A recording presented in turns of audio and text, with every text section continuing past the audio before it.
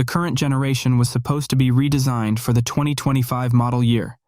The 9th generation Chevy Malibu is set to be phased out in 2024, with the current model ending manufacturing.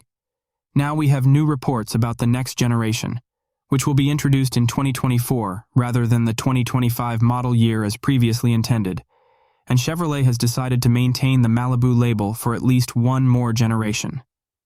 The current Chevrolet Malibu is still a highly attractive vehicle that drives well and is very comfortable and roomy. It's also less expensive than a Honda Civic, despite being a midsize car, with a starting price of $23,400. Let's hope that when the Malibu is updated, it will still be a cost-effective option for families. It's time to show you our drawing, which is based on the Chevrolet FNR XE concept. We hope you like it. Let's go, and don't forget to subscribe.